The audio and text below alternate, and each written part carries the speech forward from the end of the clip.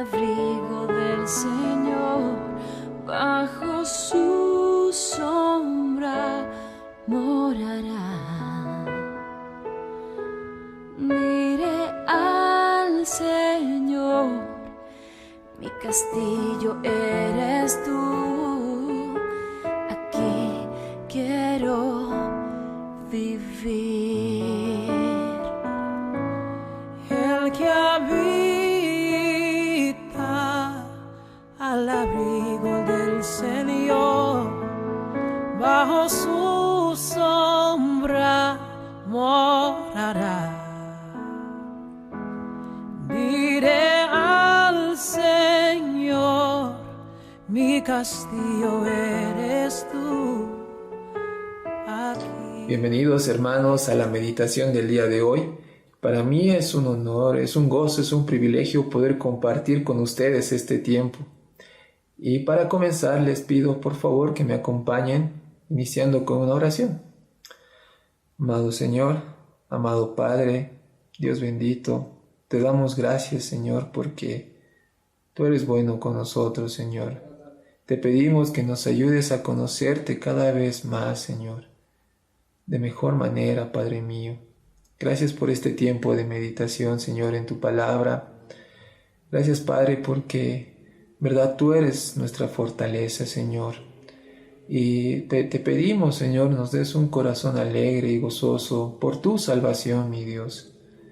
En verdad que el hecho de entender y reconocer que tu Hijo ha cargado nuestra maldad, ha muerto por nuestros pecados y nos ha reconciliado contigo, Señor, genere gozo en nuestras vidas, Padre mío. Te pedimos, papito, que en verdad toda la palabra que hoy día sea escuchada, Señor, caiga en buena tierra y dé fruto para tu gloria. Por favor, abre nuestro entendimiento. Solamente te lo pedimos en los méritos de Cristo, Padre mío. Bendito sea tu nombre en Cristo Jesús.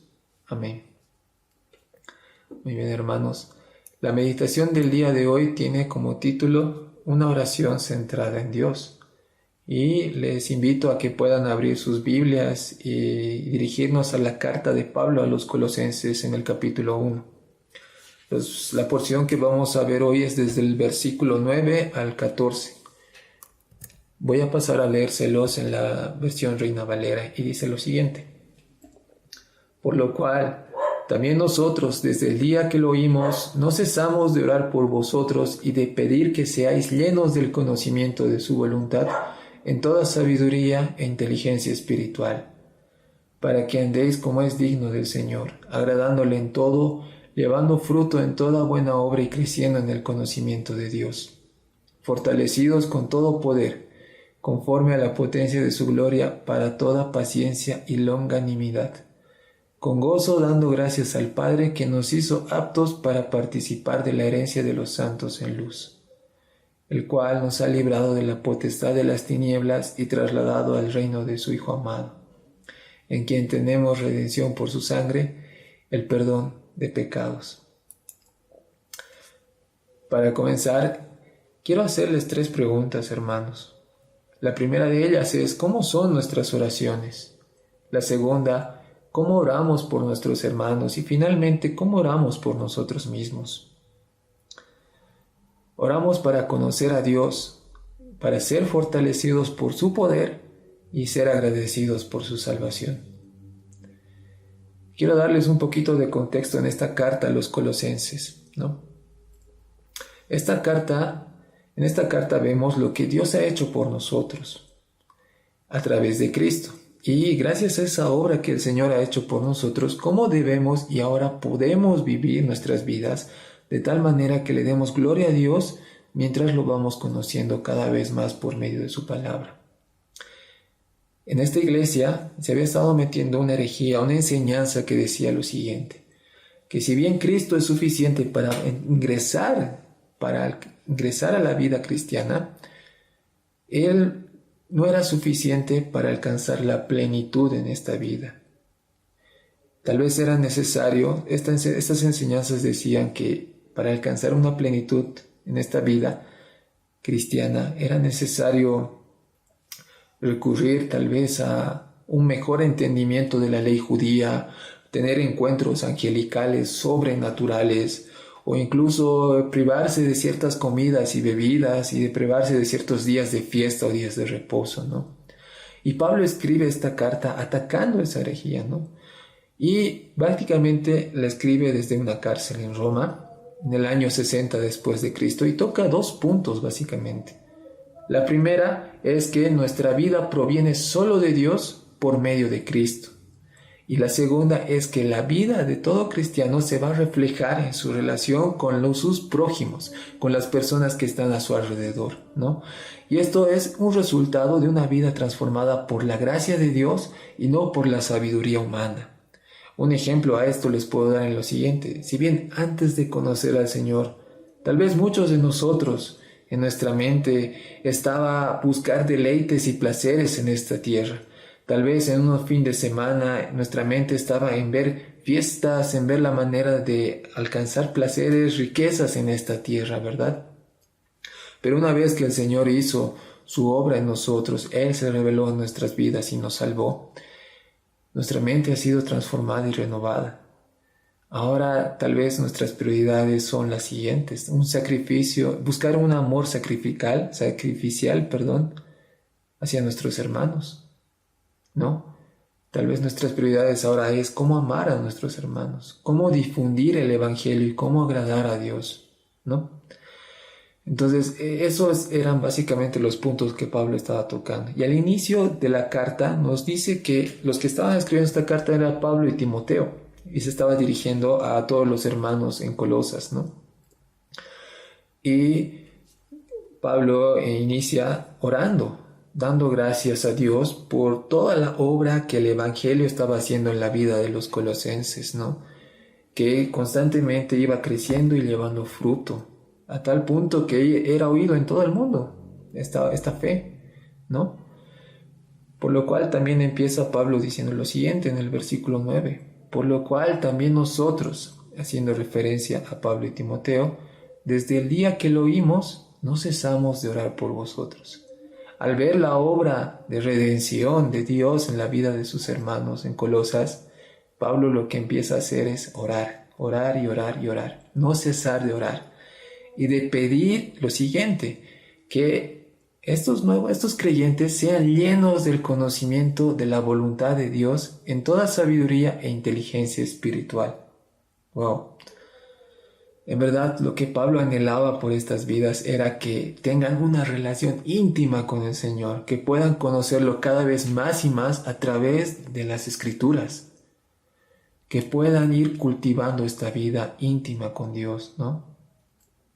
Básicamente lo que esta oración nos va a mostrar que está realizando aquí Pablo es, primero, que nuestra oración es para Él, es para conocerlo, es para llevar una vida que sea digna de Él. Como dice el versículo 10, para que andéis como es digno del Señor, agradándole en todo. Bueno, cuando nos dice para que andemos como es digno del Señor, me hace recuerdo mucho al hecho de ver personas que muchas veces llevan uniformes que representan a instituciones, ¿no? Y esas personas, por ejemplo, tal vez de la policía, tal vez del ejército, al vestir esa indumentaria, por así decirlo, están representando a una institución, ¿no? Y la manera en la cual anden o vivan representa y muestra la calidad de institución a la que representan, ¿verdad?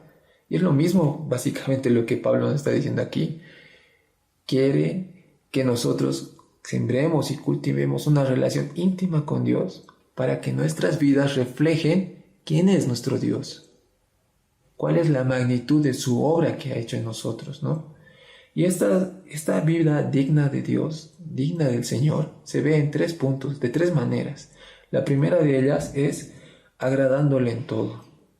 Básicamente quiere decir a que nosotros llevemos una vida de piedad, ¿no? De que consideremos a Dios en todas y cada una de nuestras decisiones. Es la primera manera en la cual se va a reflejar una vida que conoce al Señor y que es digna de Él. La segunda forma es que llevemos fruto en toda buena obra, ¿no? Tal vez para reforzar este punto podemos leer Efesios 2:10, que dice lo siguiente: Porque somos hechura suya, creados en Cristo Jesús para buenas obras, las cuales Dios preparó de antemano para que anduviésemos en ellas. Dios preparó obras de antemano para sus hijos, para que andemos en ellas. Y en Tito 3:8 nos dice lo siguiente: palabra fiel es esta, y en estas cosas quiero que insistas con firmeza, para que los que creen en Dios procuren ocuparse en buenas obras. Estas cosas son buenas y útiles a los hombres, ¿no? Todos aquellos que creen en Dios, que han sido transformados por su evangelio, deben procurar algo, y es ocuparse en buenas obras. Es lo que Pablo le dice a Tito en esta carta, ¿no? Y es algo que también nosotros nos anima y en la cual se refleja un verdadero conocimiento de Dios, ¿no? Que estemos andando en buenas obras. No hacemos obras para alcanzar la salvación, para ganarnos la salvación y el favor de Dios, no. Eso solo lo ha hecho Cristo. Más bien nosotros hacemos obras como una respuesta a todo lo que el Señor ya ha hecho por nosotros. No vamos a ganarnos nada con eso. Es más, nosotros respondemos a eso y es un gozo para nosotros poder participar de esas obras que Dios hace, ¿no? Y el tercer punto es que crezcamos en un conocimiento de Dios, ¿no? Como dice este versículo. ¿Qué quiere decir esto? Y es bien sencillo, pero bien profundo. Mientras más conozcamos a nuestro Dios, más lo vamos a amar, ¿no? Es imposible que conozcamos algo más, algo nuevo de Dios y no nos enamoremos más de Él. Y mientras más lo conocemos, más lo amamos, y mientras más lo amamos, más confiamos en Él. ¿Y eso qué hace? Que rindamos nuestra vida cada vez más y en más áreas a Dios, ¿no? Entonces nuestra oración es para Él. Y ahora vamos a ver que nuestra oración es por Él, ¿no? Es gracias a Él. Dice en el versículo 11, fortalecidos con todo poder conforme a la potencia de su gloria. Dice, no podemos vivir esta vida nueva, esta vida cristiana, con una fuente de energía meramente humana. No podemos hacer eso. Requerimos una fuente, una fortaleza espiritual, sobrenatural, ¿no? Una fuente de energía sobrenatural.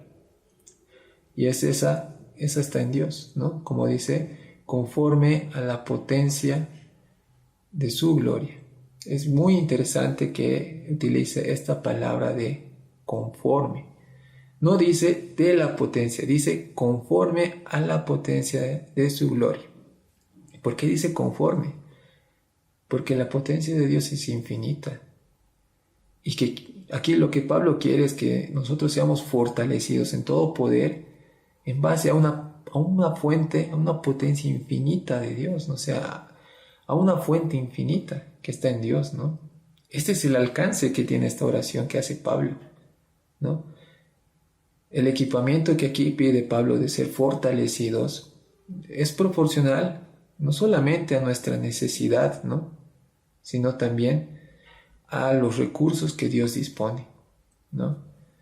Entonces, es muy interesante ver esto, la manera en la cual Pablo pide esto, ¿no? Es ir y acudir a los recursos infinitos de Dios en su poder. Y dice, ¿para qué recurrimos a esto? ¿Para qué? Para toda paciencia y longanimidad, ¿no? No dice para hacer actos sensacionales y milagrosos, para figurar nosotros, no. Dice, para que en tiempos de sufrimiento podamos sufrir bien, podamos dar gracias a Dios en medio de las pruebas, para que podamos pedirle al Señor que dé gloria a su nombre a través de nuestra aflicción. Es para eso. Y en estos tiempos mucho más, hermanos, nuestra oración debe ser dirigida así. Finalmente, estamos en los versículos, en los últimos, del 12 para adelante, donde vemos que nuestra oración es de Él, ¿no? Dice, con gozo dando gracias al Padre que nos hizo aptos para participar de la herencia de los santos en luz. Es muy bonito esta parte, porque dice la manera en la cual se puede dar gracias y es con gozo. ¿Y a quién le damos gracias? Al Padre, a nuestro Dios. ¿Por qué? Porque nos ha hecho aptos para participar de una herencia, ¿no? El Padre nos ha hecho aptos para disfrutar de su presencia ahora y en toda la eternidad. Eso es lo que ha hecho el Padre. ¿Y cómo no darle gracias por eso? ¿Cómo no tener gozo al ver estas cosas?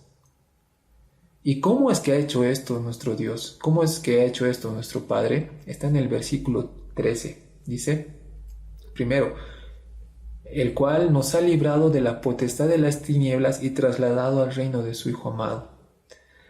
Hay otra porción en la palabra, en Efesios 2, del 1 al 5, que explica mucho mejor este versículo, y es básicamente como un comentario para este versículo. Y dice así, Efesios 2, 1 al 5. Y Él, Dios, os dio vida a vosotros cuando estabais muertos en vuestros delitos y pecados, en el cual anduvisteis en otro tiempo, siguiendo la corriente de este mundo, conforme al príncipe de la potestad del aire, el espíritu que ahora opera en los hijos de desobediencia, entre los cuales también todos nosotros vivimos en otro tiempo, en los deseos de nuestra carne, haciendo la voluntad de la carne y de los pensamientos, y éramos por naturaleza hijos de ira, lo mismo que los demás.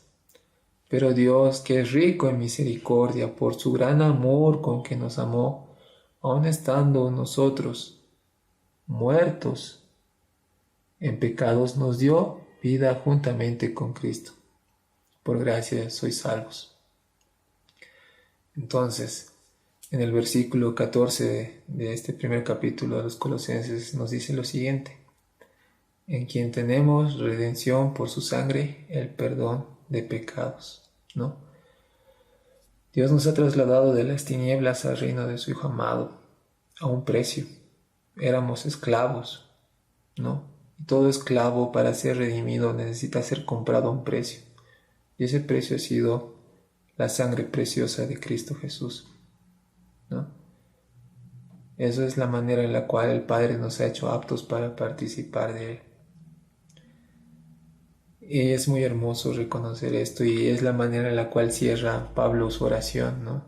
Recordándonos el Evangelio, que es por medio de Cristo que hemos recibido el perdón de nuestros pecados, que hemos sido reconciliados con nuestro Padre.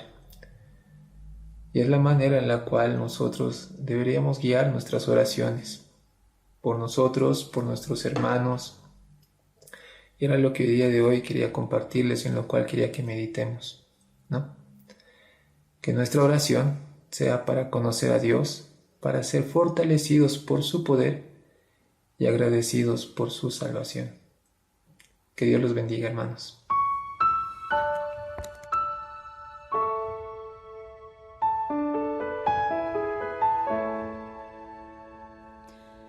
El que habita al abrigo del Señor, bajo su sombra morará. Diré al Señor, mi castillo eres tú, aquí quiero vivir. El que habita al abrigo del Señor, bajo su sombra morará. Diré al Señor, mi castillo eres tú, aquí quiero vivir.